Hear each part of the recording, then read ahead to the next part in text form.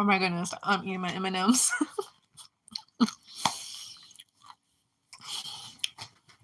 Finishing my snack, but I hope that everybody is doing well, you guys, and staying safe.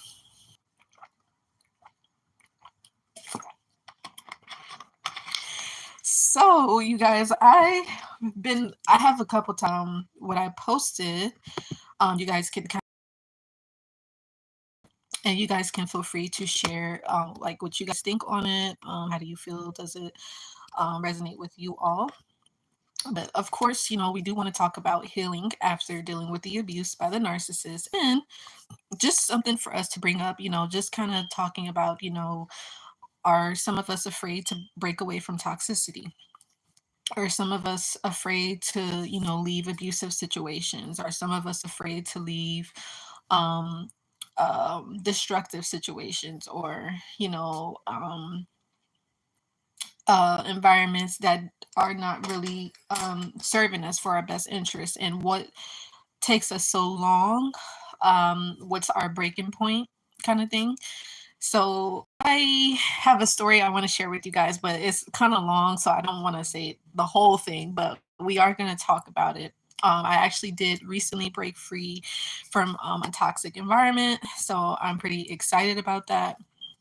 But it took me some time, and I'm pretty sure you guys know, when it comes to dealing with the abuse by the narcissist, you know what that's like, as far as breaking away from a toxic situation, whether if it's your parents, or, it's a connection, it's family, sibling, auntie, uncle, So I just wanted to reassure you and kind of validate you guys and let you know, like, it's okay to heal. It's okay to reach out for support. It's okay to,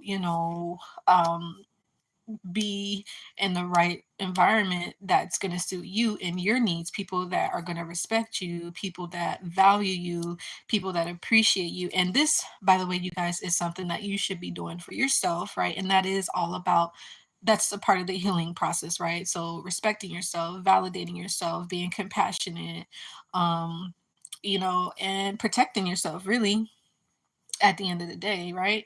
So you guys can let me know what y'all think. Pile on in the room, y'all. Come in the room. Make sure you guys do give this video a thumbs up, and the thumbs up is so that way other people can see it, right? So, but yes, let's talk about oh, and by the way, happy 4th of July. How was everybody's 4th of July? Did anybody have contact with their narcissist? Y'all tell me. Did y'all have any contact with the narcissist? Let me know.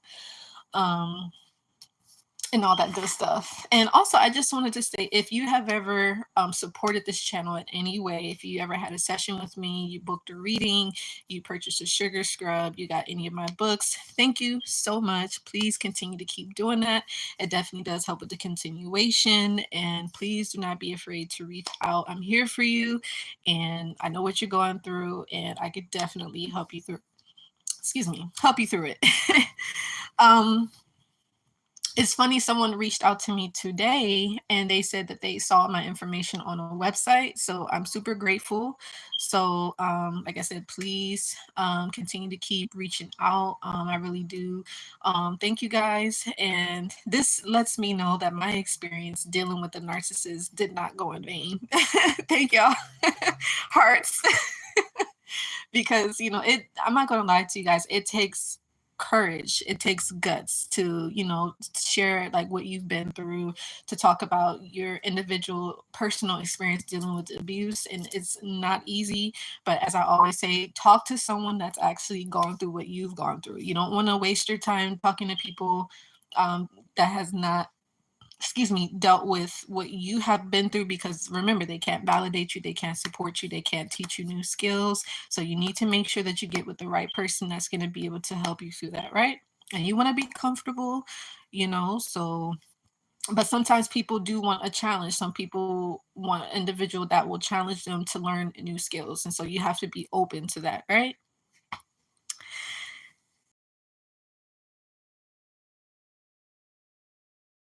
Gumma, we on live? Okay, we good. But yeah, if you guys want to reach out to me, if you want to talk to me about your experience dealing with narcissistic abuse, or if you want any advice from me, toxicity, you're not obligated to be in toxic environments. You're not obligated to be or it's not okay for other people to mistreat you. That's never okay either. So if you're in that type of environment, you want to make an escape. You have to be mindful. And Colum, what's up? You said she kept hidden and sent me videos and photos of us we never posted. Yes, Colum. So your post, your topic, I wanted to touch on that too, by the way. And like I said, you guys chime in on the topic that we're discussing now. But yes, the narcissist will hide a lot. They will hide a lot from you. They will keep secrets. They'll be very sneaky. They'll be very deceptive. A lot of them are con artists. Thank y'all for the heart. For the heart. I heart you guys. But yeah, no. The narcissist, oh my goodness, like they least expect it, so you want to just be mindful. And if you have been with this individual for years, just understand, like, you don't have to stay with them. Like, I know that there was people that reached out to me, a few of my students. It's almost at this point, this individual was reliant on this narcissist financially. So she kind of felt like there was no other way out. Healing processes for me, and just understanding, like, of course, what I was dealing with, and educating myself, reading up on the things that I had to, that were behavior patterns that wasn't suitable for me. I had to kind of go within and find out, okay, what are triggers, what are obstacles, what are, recommend that. Some people are like, no, I'm good, I don't need anyone. I mean, that's personally, to me, it is what it is. But I always recommend, don't go it alone by yourself if you don't have to. You don't want to make it difficult on yourself if there's no reason to. You get me? But but yes, they will hide stuff from you guys. And they will lie. They will lie, and they will do not care who it hurts. They don't care who it's gonna affect. The narcissist is only looking out for self. Forced. So let's look. I want to look at your comment, Colum. Let's kind of take a look here and see. But Colum left this a while back. Colum, are you still in the room, Colum? And anybody else leave, I want you to see them for who they really are. And there's two selfish individuals, right? Hold on, y'all. He left a lot. Colum, and apparently, Colum, you've dealt with multiple female narcissists. Is that correct, Colum? I don't know if he's still in the room. And Colum, what part of the world are you in, Colum? Aren't you in the UK or something like that? I got people from the UK watching me. Oh my God. Where are you from, Colum? If you're still in here. Let's see. So I'm looking like, where it is. Okay, I had to get my mouse, y'all. My bad. But I know that I probably did this talked about what Colum mentioned actually in another video. Let me see here.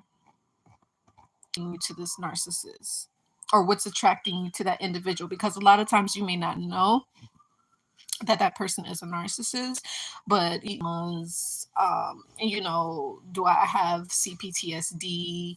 Does this individual remind me of my parents in some way, some form, or how, you know what I mean? And then how you can work on those particular mental health challenges. It's, again, reading, doing little small exercises, whether it's like self-talk, better self-talk, mirror work, and barely put any effort into things, manipulated him, breadcrumbed him.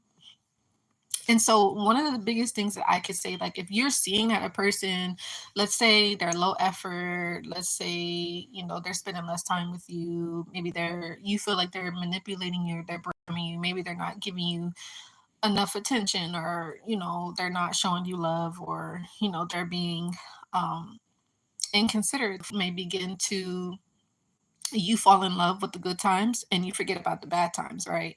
You could fall in love with the love bombing stage, that they really don't like you or whatever, or they could be potentially using you. So, one of the things that I could say is you might have to focus on the negative things that they have done, because that's going to help you to get, hold on, y'all. Hold on. Let me see. So that's going to help you. Wait till this goes by.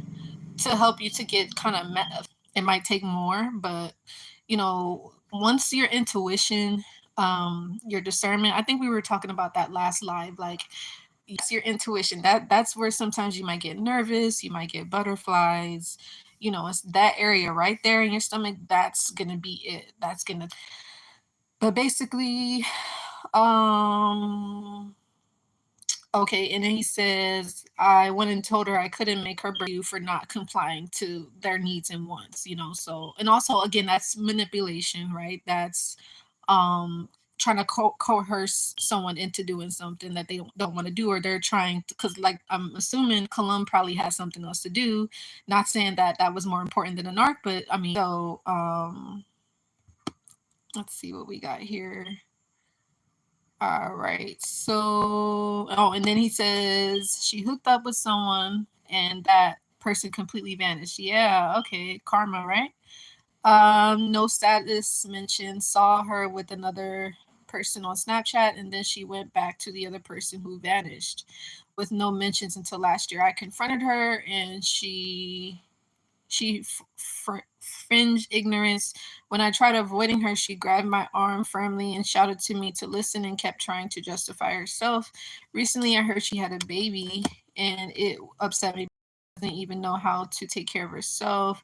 When I visited her one time, I noticed her flat was messy, and she ignored me most of the time, playing on her Xbox, and made me do her shopping. It's a shitty apartment. She doesn't love herself to she'll mess up being a mother. So that's pretty much that. He said basically she used him for sex and to do other things, kept me hidden the whole time, and I'm the only one that had to pay the price. Sorry for the long dump. Yeah, I feel like I did go over this, but that's just using him for sex, or using him for money, or using him for attention, or using him as a supply. Pretty much that's what it sounds like to me, and things like that, so yeah, just kind of knowing your worth and your boundaries. Did you guys enjoy your 4th of July or what? Or what? No, I'm just kidding. So, let me. So hopefully, that made sense, you guys. But I did just want to cover. Are we afraid to break away from toxicity? You guys tell me. What do you guys think on this? Do you feel, is toxicity comfortable for a lot of you guys? Do you guys feel that toxicity is normal? Do you feel like maybe you can change a person that's toxic? Do you feel like, if you show up and if you be a certain way, then that way they can be like you and then everything will be normal? Or do you guys, as soon as you see any sign of toxicity, do you kind of just let it go?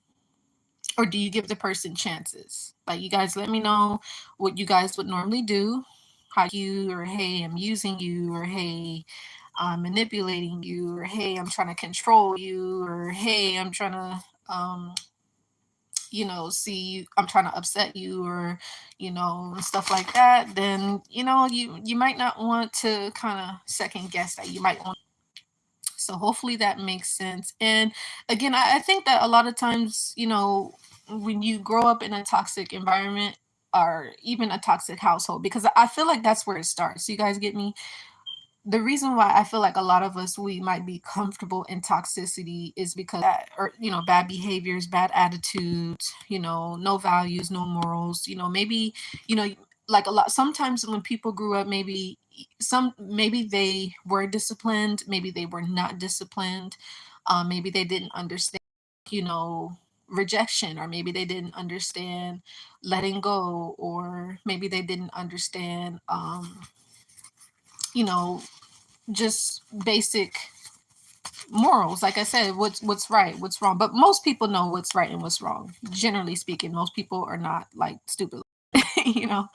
But yeah, and but like I said, in certain environments, maybe certain topics weren't brought up, certain things weren't um made aware, or that kind of thing. And also, I wanted to talk a little bit about, we'll touch on this in another video because I don't want to make this too long, but being emotionally unavailable, connecting yourself with emotionally be true, like attracts like, or if it's like something inside of you that's attracting that narcissist, right? So maybe, if you are attracted to someone that's abusive, are you abusive in any way? Are you hostile towards anybody? Are you um kind of aggressive towards somebody in some form, shape, not necessarily to your partner, but outside of that connection or outside of that situation, you get me? Or like I said, was someone like that towards you as a child? Like, did you get abused as a child, or were your parents emotionally unavailable? So that's something to keep in mind. I do want to touch on that in another video, though. Emotionally unavailable, why? Or like, like I said, breaking free from toxicity, or why is it so hard to break away from toxicity? Why is it so hard to let go of toxic people, toxic environment? And you might think like, well, how can I have it? You get what I'm saying?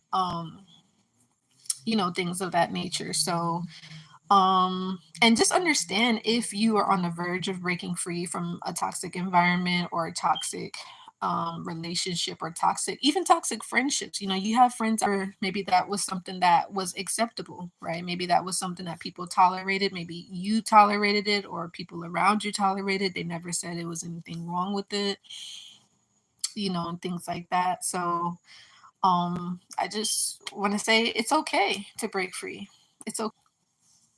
100%, you can break free. You can break free. You can, work on yourself, focus on yourself, and improve yourself and better yourself. But of course, you have to be patient. I always tell you guys, you have to be patient, and you have to be self motivated. You have to be confident, and you have to be compassionate towards yourself. Be compassionate, and just take it one day at a time, really. That's what I would say. And it'll be okay. But well, yeah, those toxic environments, boy, it can be frightening to break away from it. Trust me, I have been there, done that. And like I said, I feel like the biggest thing that holds people back is just fear of the unknown, really. Fear of the unknown, fear of what they don't know. And even fear itself is false evidence appearing real. So fear is not even real itself. It's just kind of like, it's really a mind game.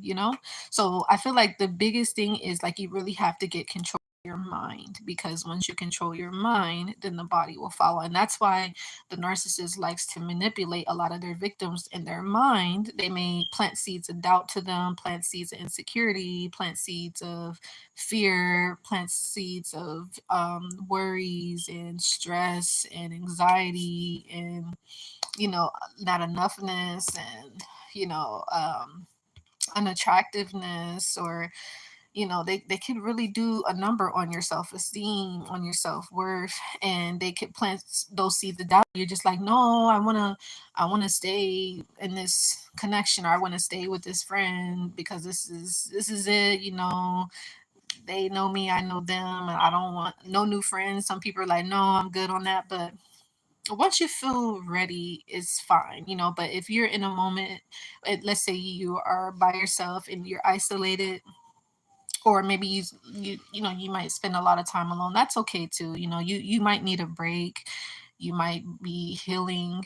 And sometimes, if nobody else knows like what you've gone through, it's good to be able to spend that time alone, because you don't have those distractions. You don't have people's opinions and what other people are thinking about, because really none of that matters, right? So that's really the biggest thing. So I hope that that made sense. Oh, but I was saying, as far as breaking away from toxic friends, that's okay too, because there's a millions and billions of people out there, you guys. So you don't have to stay stuck to toxic friends, toxic environments, toxic, connections. Just, wanted to give you guys a heads up. So anyway, enough of that. So I'm just like giving you guys reassurance. It's okay, break free. And if you have broken free, good for you. Keep up the good work. And there is better out there.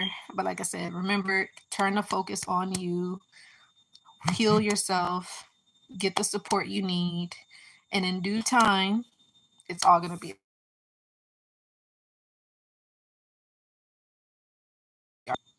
love yourself. You have to. Are we good? Hold on, y'all. Making sure. Okay. All right, we good. So yeah, now you have to put the focus on yourself, and that's okay to do that because you deserve it. You deserve to, work through your challenges, work through any obstacles that you've been dealing with, so that way you can get on the other side. Your new life, your healthier life, your drama free, toxicity free, chaos free, away from any distractions and people that mean you no good, right? So anyway, I love you guys, and I will see you all in the next video, and bye for the next time. Take care.